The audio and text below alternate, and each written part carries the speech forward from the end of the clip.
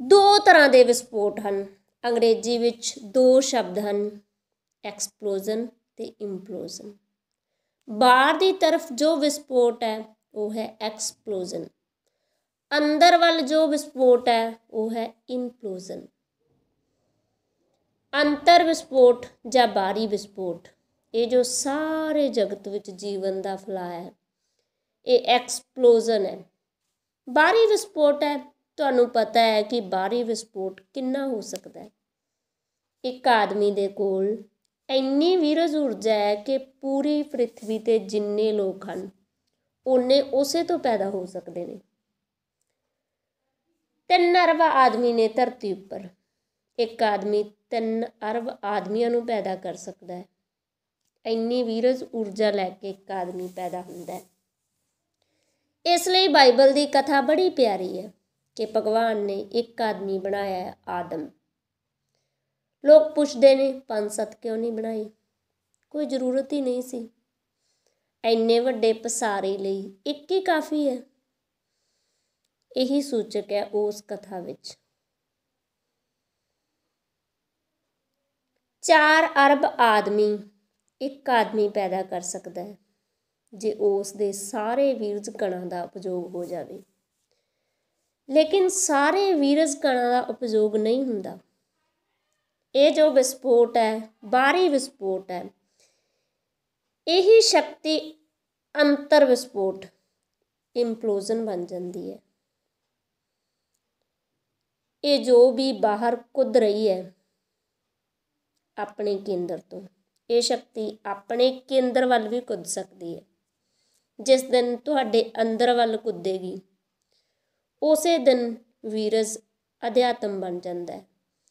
ਉਸੇ ਦਿਨ ਤੁਸੀਂ ਬਾਹਰ ਜਨਮ ਨਹੀਂ ਦਿੰਦੇ, ਆਪਣੇ ਆਪ ਨੂੰ ਨਵਾਂ ਜਨਮ ਦਿੰਦੇ ਹੋ। 6ਵਾਂ ਹੈ ਧਿਆਨ।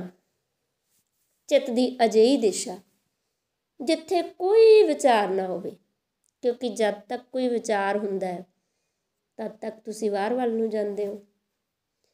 ਵਿਚਾਰ ਹੈ ਬਾਹਰ ਦਾ ਰਾਹ, ਵਿਚਾਰ ਹਨ ਬਾਹਰੀ। ਅੰਦਰ ਦਾ ਕੋਈ ਵਿਚਾਰ ਨਹੀਂ ਹੁੰਦਾ। ਜਦ ਵੀ ਤੁਸੀਂ ਸੋਚਦੇ ਹੋ ਤੁਸੀਂ ਬਾਹਰ ਚਲੇ ਜਾਂਦੇ ਹੋ। ਜਦ ਤੁਸੀਂ ਬਾਹਰ ਨਹੀਂ ਸੋਚਦੇ ਤਦ ਤੁਸੀਂ ਆਪਣੇ ਅੰਦਰ ਹੁੰਦੇ ਹੋ। ਧਿਆਨ ਹੈ ਨਾ ਸੋਚਣ ਦੀ ਅਵਸਥਾ। ਜਿਸ ਨੂੰ ਨਾ ਸੋਚਣਾ ਆ ਗਿਆ ਉਹਨੂੰ ਸਭ ਕੁਝ ਆ ਗਿਆ। ਅਸੀਂ ਸਭ ਸਿਖਾਉਂਦੇ ਹਾਂ ਸੋਚਣਾ ਜ਼ਰੂਰੀ ਹੈ, ਕਿਉਂਕਿ ਨਾ ਸੋਚਣਾ ਆਉਣ ਤੋਂ ਪਹਿਲਾਂ ਸੋਚਣਾ ਆਉਣਾ ਜ਼ਰੂਰੀ ਹੈ। ਜੋ ਹੈ ਹੀ ਨਹੀਂ ਉਸ ਨੂੰ ਅਸੀਂ ਛੱਡਾਂਗੇ ਵੀ ਕਿਵੇਂ? ਜੋ ਸਾਡੇ ਕੋਲ ਹੈ ਹੀ ਨਹੀਂ ਉਸ ਦਾ ਅਸੀਂ ਤਿਆਗ ਵੀ ਕਿਵੇਂ ਕਰਾਂਗੇ? ਇਸ ਲਈ ਜ਼ਰੂਰੀ ਹੈ ਅਸੀਂ ਸੋਚੀਏ, ਲੇਕਿਨ ਕਾਫੀ ਨਹੀਂ ਸੋਚਣਾ। ਇੱਕ ਹੋਰ ਕਲਾ ਹੈ ਸੋਚਣ ਤੋਂ ਅਗਾਂਹ ਦੀ, ਨਾ ਸੋਚਣ ਦੀ ਕਲਾ।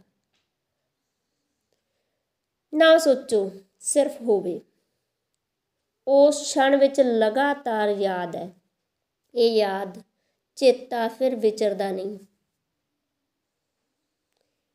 ਇਹ ਚੇਤਾ ਫਿਰ ਵਜੂਦ ਦਾ ਹੈ। ਲਗਾਤਾਰ ਚੇਤਾ ਬਣਿਆ ਰਹਿੰਦਾ ਹੈ, ਦਿਖਦਾ। ਨਿੱਤ ਸੱਚ ਦੇ ਦਵਾਰ ਫਿਰ ਖੁੱਲ੍ਹੇ ਦਿਖਾਈ ਪੈਣ ਲੱਗਦੇ ਨੇ। ਫਿਰ ਸ਼ੂਨਿਆਂ ਵਿੱਚ ਵੀ ਦਵਾਰ ਖੁੱਲ੍ਹਦੇ ਨੇ। ਸੱਚ ਦੇ ਉਹੀ ਦਵਾਰ ਹੁੰਦੇ ਨੇ। ਤੇ 7ਵੀਂ ਹੈ ਸੂਝ, ਜਿਸ ਦੀ ਕੁੰਜੀ ਮਨੁੱਖ ਨੂੰ ਦਿੱਬ ਬਣਾ ਦਿੰਦੀ ਹੈ। ਧਿਆਨ ਹੈ ਉਸ ਦਾ ਦਰਸ਼ਨ ਤੇ ਸੂਝ ਹੈ ਉਸ ਨਾਲ ਇਕਾਤਮਕ। ਉਹ ਦਿੱਬ ਬਣਾ ਦਿੰਦੀ ਹੈ ਬੌਧਿਤ।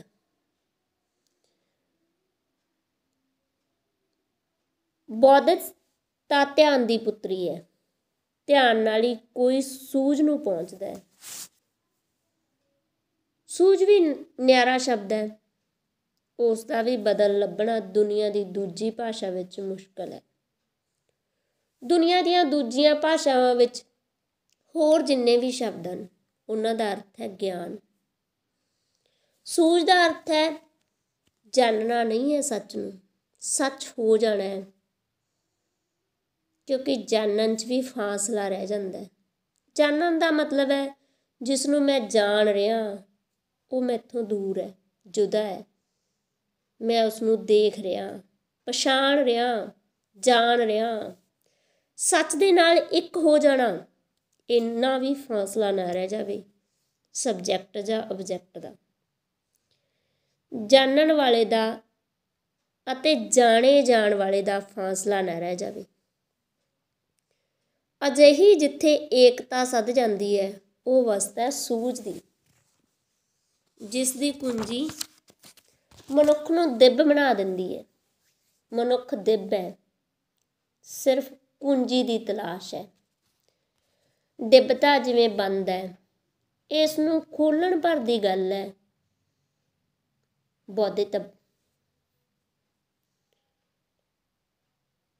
ਬੋਧਿਸਤਵ ਨੂੰ ਸਮਝਣ ਯੋਗ ਸ਼ਬਦ ਹੈ।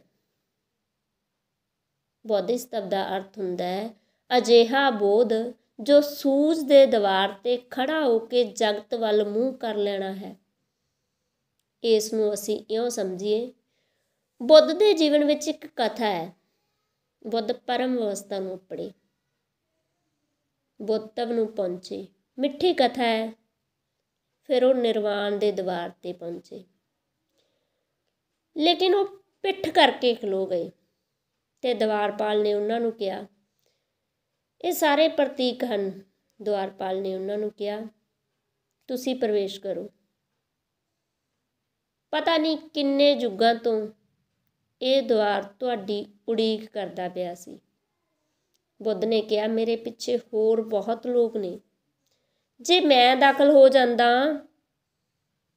ਇਸ ਮਹਾਸ਼ੂਨਿਆ ਵਿੱਚ, ਇਸ ਜ਼ੀਰੋ ਵਿੱਚ, ਤਾਂ ਫਿਰ ਮੈਂ ਉਹਨਾਂ ਦੀ ਕੋਈ ਸਹਾਇਤਾ ਨਹੀਂ ਕਰ ਸਕਾਂਗਾ। ਮੈਂ ਰੁਕਾਂਗਾ ਇਸ ਦੁਆਰ 'ਤੇ ਤਦ ਤੱਕ ਜਦ ਤੱਕ ਉਹ ਲੋਕ ਦਾਖਲ ਨਹੀਂ ਹੋ ਜਾਂਦੇ। ਮੈਂ ਸਭ ਤੋਂ ਅਖੀਰ 'ਚ ਦਾਖਲ ਹੋਣਾ ਚਾਹੁੰਦਾ। ਇਹ ਮਹਾਕਰੁਣਾ ਦਾ ਨਾਂ ਹੈ, ਬੋਧਿਸਤਵ। ਬੋਧਿਸਤਵ ਦਾ ਅਰਥ ਹੈ ਜੋ ਬੁੱਧ ਹੋ ਗਿਆ, ਲੇਕਿਨ ਫਿਰ ਵੀ ਅਜੇ ਲੀਨ ਨਹੀਂ ਹੋ ਰਿਹਾ ਕਰੁਣਾ ਦੇ ਕਾਰਨ। ਜਗਤ ਦੇ ਪ੍ਰਤੀ ਸਾਡੇ ਦੋ ਸੰਬੰਧ ਹੋ ਸਕਦੇ ਨੇ, ਵਾਸ਼ਨਾ ਦਾ ਅਤੇ ਕਰੁਣਾ ਦਾ। ਵਾਸ਼ਨਾ ਦਾ ਸਾਡਾ ਸਭ ਨਾਲ ਸੰਬੰਧ ਹੈ। ਅਸੀਂ ਜਗਤ ਵਿੱਚ ਇਸ ਲਈ ਹਾਂ ਕਿ ਅਸੀਂ ਜਗਤ ਤੋਂ ਕੁਝ ਚਾਹੁੰਦੇ ਹਾਂ। ਕੋਈ ਬੁੱਧ ਇਸ ਲਈ ਵੀ ਜਗਤ ਵਿੱਚ ਹੋ ਸਕਦਾ ਹੈ ਕਿ ਜਗਤ ਨੂੰ ਕੁਝ ਦੇਣਾ ਚਾਹੁੰਦਾ ਹੈ। ਉਸ ਦੇਣਾ ਚਾਹੁਣ ਦੀ ਕਰੁਣਾ ਉਸ ਵਿਅਕਤੀ ਨੂੰ ਬੋਧਿਸਤਵ ਬਣਾਉਂਦੀ ਹੈ। ਤਾਂ ਬੁੱਧ ਪਰੰਪਰਾ 'ਚ ਦੋ ਹਿੱਸੇ ਹਨ, ਹੀਨਯਾਨ ਅਤੇ ਮਹਾਯਾਨ। ਹੀਨਯਾਨ ਮੰਨਦਾ ਹੈ ਕਿ ਬੁੱਧ ਲੀਨ ਹੋ ਗਏ ਮਹਾਨਿਰਵਾਣ ਵਿੱਚ। ਮਹਾਯਾਨ ਮੰਨਦਾ ਹੈ ਕਿ ਬੁੱਧ ਰੁਕ ਗਏ ਅਤੇ ਯਾਨ ਬਣ ਗਏ, ਕਿਸ਼ਤੀ ਬਣ ਗਈ, ਮਲਾਹ ਬਣ ਗਏ। ਜਦ ਤੱਕ ਪੂਰੇ ਸੰਸਾਰ ਨੂੰ ਖਿੱਚ ਕੇ ਉਸ ਪਾਰ ਨਾ ਕਰ ਦੇਣ, ਤਦ ਤੱਕ ਉਹ ਆਪ ਪਾਰ ਨਹੀਂ ਉਤਰਨਗੇ। ਆਉਂਦੇ ਰਹਿਣਗੇ ਇਸ ਕੰਢੇ ਆਪਣੀ ਕਿਸ਼ਤੀ ਨੂੰ ਲੈ ਕੇ, ਭਰਦੇ ਰਹਿਣਗੇ ਲੋਕਾਂ ਨੂੰ, ਭੇਜਦੇ ਰਹਿਣਗੇ ਉਸ ਪਾਰ, ਲੇਕਿਨ ਖੁਦ ਨਹੀਂ ਉਤਰਨਗੇ। ਕਿਉਂਕਿ ਇੱਕ ਵਾਰ ਉਸ ਪਾਰ ਉਤਰ ਜਾਣ 'ਤੇ ਵਾਪਿਸ ਆਉਣ ਦਾ ਕੋਈ ਉਪਾਅ ਨਹੀਂ ਹੈ। ਇੱਕ ਵਾਰ ਉਸ ਪਾਸੇ ਉਤਰ ਜਾਣ 'ਤੇ ਖੋ ਜਾਣਾ ਹੋ ਜਾਂਦਾ ਹੈ ਇਸ ਮਹਾਕਰੁਣਾ ਕਰਕੇ। ਤਾਂ ਮਹਾਯਾਨ ਕਹਿੰਦਾ ਹੈ ਕਿ ਬੁੱਧਤਵ ਤੋਂ ਵੱਡੀ ਗੱਲ ਹੈ ਬੋਧਿਸਤਵਤਾ, ਕਿਉਂਕਿ ਉਸ ਕੰਢੇ ਜਾ ਕੇ ਖੋ ਜਾਣਾ ਤਾਂ ਸੁਭਾਵਿਕ ਹੈ। ਇਸ ਜਗਤ ਵਿੱਚ ਵਾਸ਼ਨਾ ਦੇ ਕਾਰਨ ਹੋਣਾ ਸੁਭਾਵਿਕ ਹੈ। ਉਸ ਜਗਤ ਵਿੱਚ ਉਤਰ ਕੇ ਖੋ ਜਾਣਾ ਆਨੰਦ 'ਚ ਸੁਭਾਵਿਕ ਹੈ। ਉਸ ਜਗਤ ਦੇ ਆਨੰਦ ਨੂੰ ਛੱਡ ਕੇ, ਖੋ ਜਾਣ ਦੇ ਆਨੰਦ ਨੂੰ ਛੱਡ ਕੇ ਜੋ ਇਸ ਜਗਤ ਦੇ ਕੰਢੇ ਆਪਣੀ ਕਿਸ਼ਤੀ ਨੂੰ ਲੈ ਆਉਂਦਾ ਹੈ, ਇਹ ਅਤੀ ਮੁਸ਼ਕਲ ਹੈ, ਕਠਿਨ ਹੈ। ਇਸ ਲਈ ਬੁੱਧ ਤੋਂ ਵੀ ਵੱਡਾ ਹੈ ਬੋਧਿਸਤਵ। ਇਹ ਬਿਲਕੁਲ ਸੁਭਾਵਿਕ ਹੈ ਕਿ ਉਸ ਮਹਾਲੋਕ ਵਿੱਚ ਜਾ ਕੇ ਲੀਨ ਹੋ ਜਾਣਾ ਚਾਹੇ ਕੋਈ क्योंकि उस तो वड्डा कोई सुख नहीं है। बुद्ध ने कहा है ये महासुख है। उस महासुख तो खुद नूं कोई रोके इस जगत वल आवे। इस तरह जिवें कि तुसीं कैदखाने तो छुट गए होवो, मुक्त हो गए होवो खुले आकाश विच, टुट गईयां होण जंजीरां, बंधन छुट गए होण, फिर भी उसे कैदखाने विच जिन्हां नूं तुसीं छड्ड के आए हो उन्हां दे कारण तुसीं फिर चोरी करके उसे कैदखाने विच पहुँच जावो, उन्हां नूं भी छुट्टण दा राह दस सको। इहो जिहा ये कठिन है। ये सोचना इस तो भी वध कठिन है बोधिसत्व।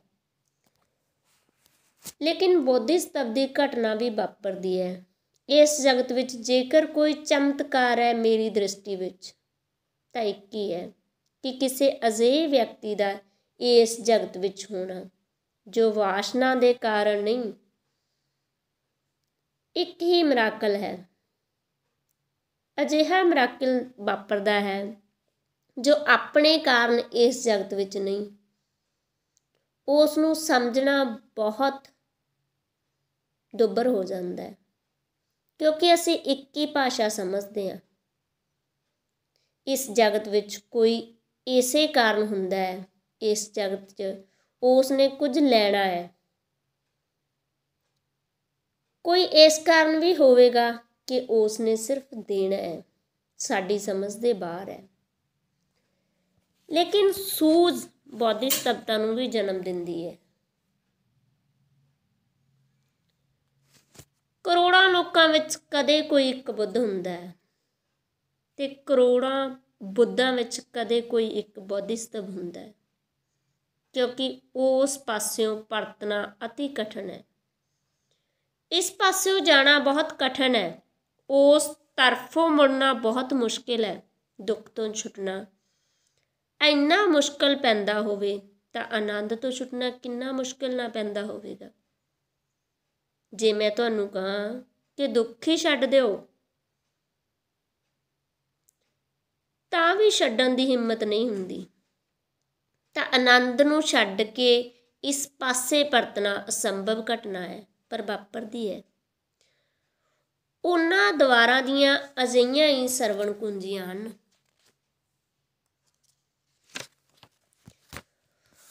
ਉਹ ਆਪਣੇ ਮੋਕਸ਼ ਦੇ ਤਾਣੇ ਬੁਣਨ ਵਾਲੇ ਅੰਤਿਮ ਦਵਾਰ 'ਤੇ ਪੁੱਜਣ ਤੋਂ ਪਹਿਲਾਂ ਤੈਨੂੰ ਦੁਰਗਮ ਰਾਹ ਤੋਂ ਚੱਲ ਕੇ ਪੂਰਨਤਾਵਾਂ ਦੀਆਂ ਇਹਨਾਂ ਪਰਮਤਾਵਾਂ ਉੱਤੇ ਜੋ ਲੋਕ ਪਰਲੇ 6 ਗੁਣਾ ਅਤੇ 10 ਦੀ ਸੰਖਿਆ ਵਿੱਚ ਹਨ ਅਧਿਕਾਰ ਕਰਨਾ ਹੋਵੇਗਾ।